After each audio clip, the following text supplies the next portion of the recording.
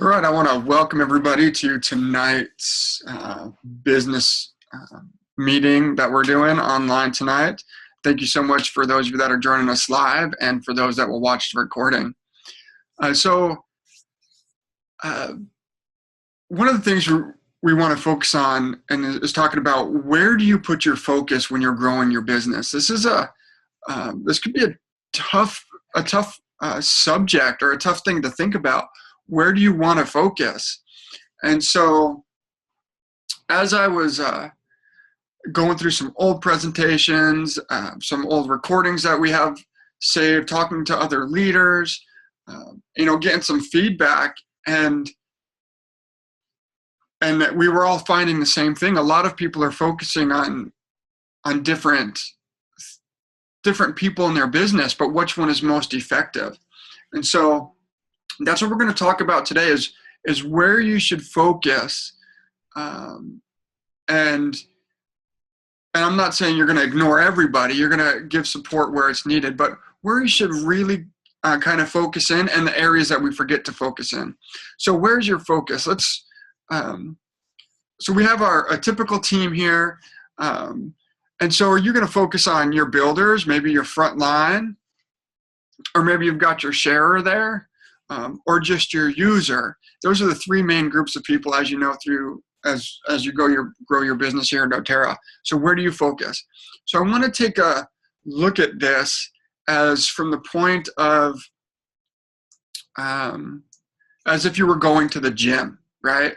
And so you've got these people that go to the gym every single day. They know what they need to be doing to get where they want to be. They walk in, they say hi to the front desk, they say hi to the trainers, and they go get to work. Like they know what they need to do. And so you've got those committed builders. Just like you have those people working out when you go to the gym. They know exactly what they're there to do. You've got your sharers. They're eating healthy, they're exercising a little bit. They don't really want to commit to be a builder, but they like to be healthy, and they like to exercise a little bit and do a little bit of sharing, and they're kind of that in-between group. And then we got your users. If you compare it to somebody at the gym, maybe they like to sit on the couch. They're not too active. Maybe they go for walks here and there or ride their bike, but they're nowhere near this type of person who's really committed to go to that gym. So when we take a look at these three groups and we break it down kind of like that, which one do you think a trainer or people that own a gym are really going to focus in on? They've got those committed people that are bringing in their checks, that are paying their dues every month. They've got those ones that maybe come to a class or two, and they have those people that don't even show up, right? And so this made me start thinking of when we lived in Canton, 30 minutes north of here before we moved. We would go to the YMCA. We started out going every single day. The people got to know us by name. The people at the front desk, when you give them your little card and they swipe it. The people upstairs that kind of monitor the weight room, they knew us by name. They would say, "Hey, how's things going today?" We'd say, "Great. If you have any questions, let us know." So if we had a question about a machine or how to do something, we would check in with them. But then as time went on, our kids got busy in different activities, and we started not going as often. And what we noticed is they started calling us and texting us, "Hey, I haven't seen you at the gym for a while. Are you doing okay? Is there anything you need help with? I'd love to set up an appointment and meet with you." And so they started, making that contact to get us back going to the gym regularly. Now then you have these users who they had no contact with the gym people. Now I moved out of that area. They don't call me anymore. I don't hear from them. I don't get any text message, emails. I don't get any information from them. So there's those different levels. As a gym owner, they're looking at these sharers, because these are the people that if they commit just a little bit more, that's going to create those monthly dues always coming in continually for that gym. That's going to be the people there who are who need that help. It's going to give the gym some money. It's going to give the personal trainer some money. It's going to give maybe the teachers that do the classes some money. It's going to give all those people a job and secure that for them a little bit longer, because they've created, they need those people to come. If you just relied on those solid people that came every single day, you wouldn't stay in business as a gym owner. So you look at these sharers as an oil side of things now. These are the people you want to check in with often. Just like when I stopped going so much, they were calling me or texting me at least once a week. Hey, we've got this new class coming up. I think you would like it. Oh, we've got this new machine. You should come and check it out. We'll give you a demo on it, or whatever it is. They were calling me, trying to get me to come back to them. So we want to make sure we're calling and checking in with our sharers, and more than just oil stuff. Oh, I saw on Facebook your son had a school play. The pictures were adorable. He looked like he was a fantastic tree, or whatever he was. So you want to check in more than just oils. These are people you can ask for referrals. Referrals are a fantastic way to get new people. These sharers are going to be the ones that lead you to builders. So ask for referrals. Just ask, hey, I know you're liking these oils.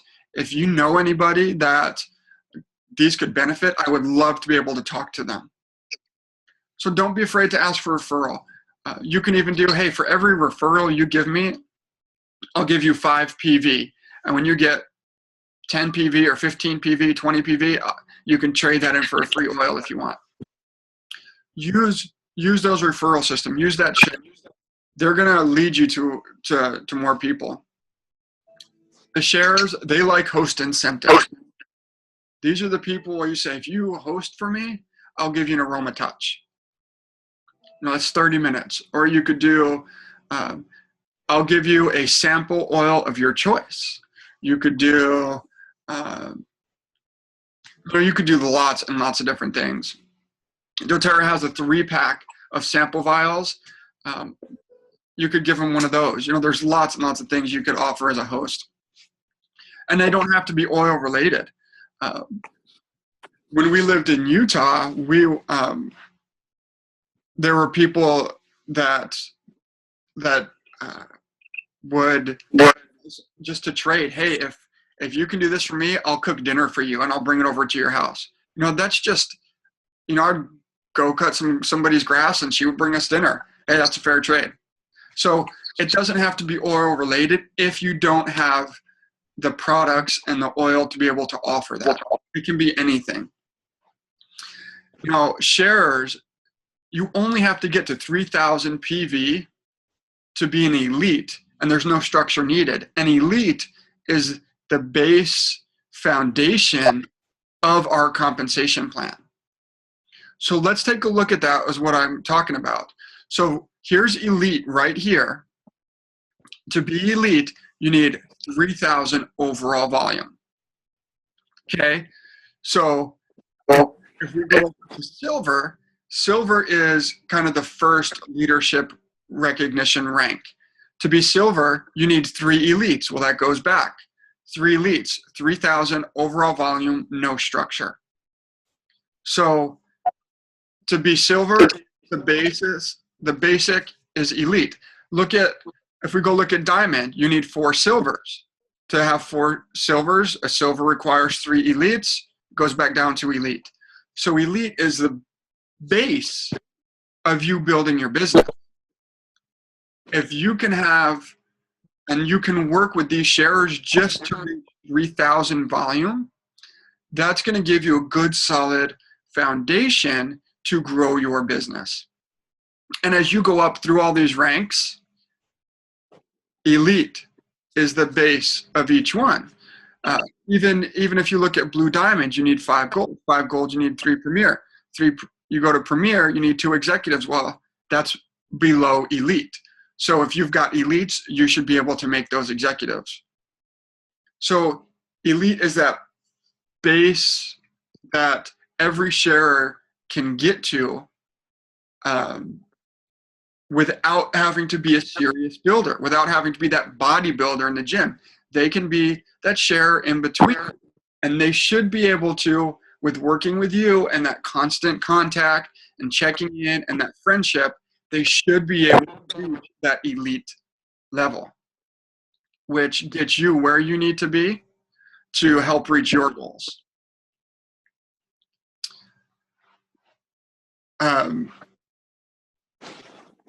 Does that make sense? Is there any questions on that? Okay. Let's stop this share.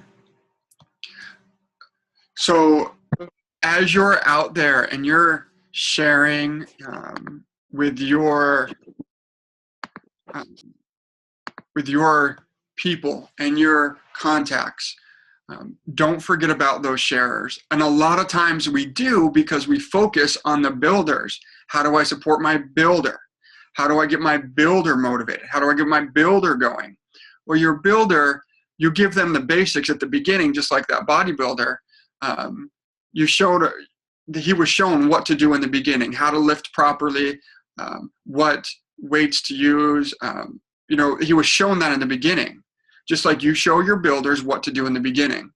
And then as they go, they're going to start just doing that. And that's, you're going to have to check in with them, just like I'm sure those bodybuilders check in weekly with their trainers or their nutritionist or however that's going. But a lot of times we're really focused on our builders, finding new builders, how to get builders motivated is a really big one we really try and talk about. But sharers are a real asset to our business that sometimes is overlooked. So let's take time this week to look on your team, locate your sharers, contact them, and ask them, hey, how are you doing? Is there any oils you need? Ask them for referrals. Sharers are real assets to our team that are overlooked. And I know we've done it. And I wish we would have known this back at the beginning. So take that, apply it to your teams, and focus on those shares, because sometimes we forget about those. Does anybody have any questions concerning any type of business, oils, anything we talked about today or from past calls that I can help with?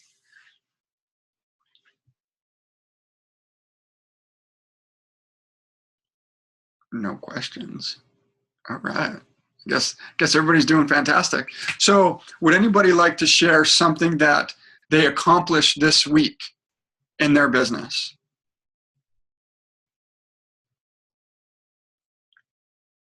Could be handing out a sample to somebody, or somebody calling you, or whatever that may look like. Does anybody have anything that they'd like to share?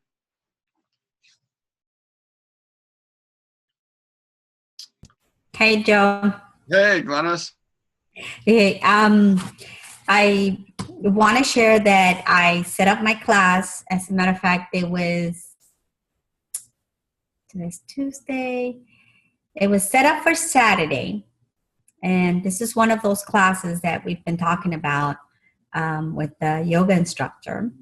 So, and she had this referral that was coming. They had been calling her that she wanted to get the class done, but she didn't show up. So it was just her and I, but I got the opportunity to talk to her about, how we can set up for the following meeting, and how we can even get some time to do like a workshop where she's doing her yoga, and then we're talking about the oils that we're diffusing while doing the yoga in her class. And then that's pretty much where we are as far as she's a sharer like you said, Good. she's sharing. So she's excited though. She's really excited because she's hearing a lot more people ask her about it, because she is diffusing it, and she does. She does like to give them little samples, or here, try this, and so it's pretty exciting. And I do get that from a lot of the people that I have, that they're just share. They don't want to build, and that's pretty much how I have my team set up. Mm-hmm. Maybe just one builder, but we're kind of like on a slow slope right now. But it's happening, Yeah. slowly but surely. Yeah, well, thank you for sharing. That's good. I'm glad you took that experience that where nobody showed up to your class, but still turned it around as a usable moment, and that's really really important, because we've all had classes where people don't show up, and that can really be discouraging, and that can really take you from a really high. You know, you invited all these people, and it can drop you quick. But I like what you did is because you set that time aside already for your class. You might as well do something productive doTERRA wise. So you met with your yoga lady one-on-one, and you talked about things to do next and other things to do. And that's a really great way to handle that situation. So fantastic job, Glenda. Yeah, exactly. So I took that opportunity to give her more information. And she was just willing to just absorb it and see like new ideas and things that we've talked about in our class. And then I'm kind of sharing that with her so that it's on the back of her mind, even though she's not building, but she is sharing. But I want her to at least have those tools. Good. As reference. Yeah, that is great, Glennis. Thank you for sharing that. And that's fantastic. Does anybody else have any shares or anything that they want to talk about as far as questions wise or things they've accomplished this week? I have a question, Joe. Sure. So I've been doing Facebook ad classes, and I've been having a really good response as far as getting people to attend or to watch the replay when they have time. But what I'm having trouble with is the follow-up, like asking for the sell afterwards. Most of the contact is through like messaging because they're my online contacts. So what advice do you have for me? Well, that's a good one. Online is a whole different ball game than in person. Yeah. And that's really tough. What we have done, and talking to a few other people that I've built online, is when it comes time to that follow-up, a lot of times it's hard for them to commit because they don't necessarily know you.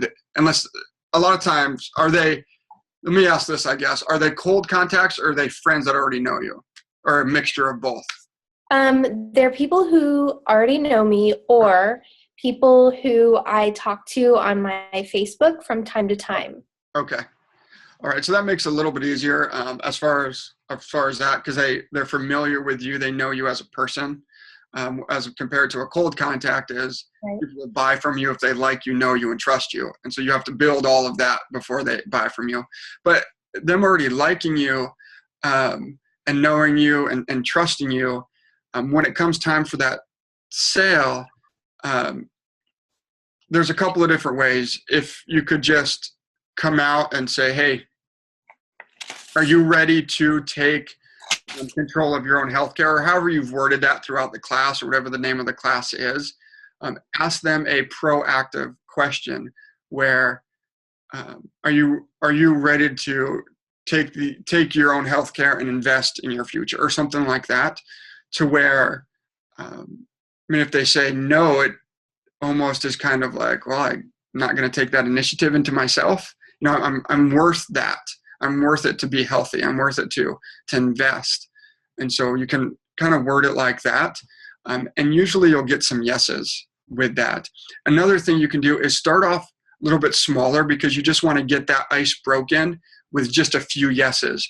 So you could say, if you've never given them a sample, you could say, I would love to send you a sample of Wild Orange if that's okay.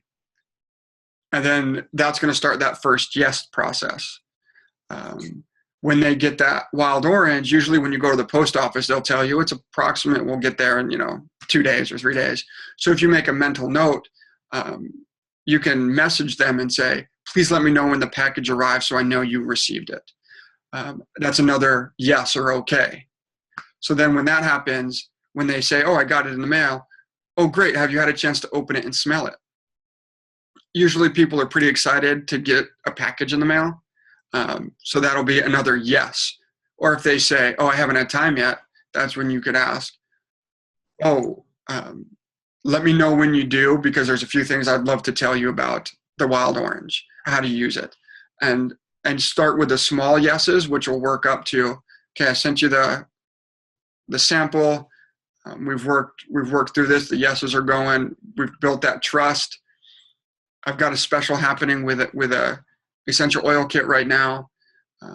It comes with access to my private Facebook group. It comes with personal mentoring. It comes with wellness consultation. All this stuff that we give away anyway to our team members. But for somebody who doesn't know, you're throwing in all these freebies, and people like the word free. And so then you can offer that kit with the specials, all these things that you'd offer anyway. And then you can try that angle. And that's one way that we've seen success, as well as a few other people we know, is just starting off small with those yeses. And I know sometimes you can get overwhelmed by mailing out samples, and that costs money, $2 or $3 a package. That really adds up. Mm-hmm. So, but what you could do is say, hey, I'm willing to send you a free sample. If you pay for shipping, it's $3. You can PayPal it to me. And that will also take the people who just want a free sample, and they'll say, no, it's okay. The people that are really serious will pay that $3 to try that oil. And you've already kind of weeded out a bunch of people now. And you're really getting the people that are really serious about the oils, because they're willing to pay a few dollars for those shipping. And even if shipping is, a little bit more, when we ship cross country, to California, it may be, $4.25, $4.50. I think we just sent something out there. You could still say $3 because that's still just a flat rate wherever it's going. It's a little bit of reimbursement, but it's getting the serious people. So that's always a good way to kind of figure out who's serious and kind of lead up to that sale. Okay, thank you so much. Yeah, you're welcome. And if that doesn't work, and there's a few other options we can talk about on our call, I've got some notes I can look back through that I have with Kenzie when we started this. I'll look back through those and get you some more information on that. Okay, thanks so much. Yeah, you're welcome. Does anybody have any other questions or wins that they've had this week? Well, I did my first Zoom call with the real thing. Good. Showed up, but I did it and recorded it. And it was one I had to redo because the first time one person showed up, but I forgot to record it. So I redid it. Recorded, and I just have to download it. I did it. Oh, good. That cool. is fantastic. I kind of liked it that way. Good. That's really good. Trying new things. As I was looking at this, one of the future calls that we're going to do is how to get unstuck, and one of those things is doing new things. And getting on Zoom and trying it that way. That's a new thing for you, and you seem to like it. So continue with that, and you can make it happen. So that's really, really good. That's fantastic. I love to hear when people try those new things and they enjoy them. You should. We've done some videos before and things, and I think we'll mess up, or we'll start busting out laughing, or one of my kids will do something in the background and we have to stop everything. And so I know sometimes that forgetting to record and things can happen, but good job. Yeah, that was fun. Oh, well. All right. Well, thank you for sharing. Any other questions or wins from this week? All right. So this has been recorded. So thank you for watching live. Thank you for watching the recording. If anybody ever has any questions, please feel free to reach out to us. We are definitely here to help.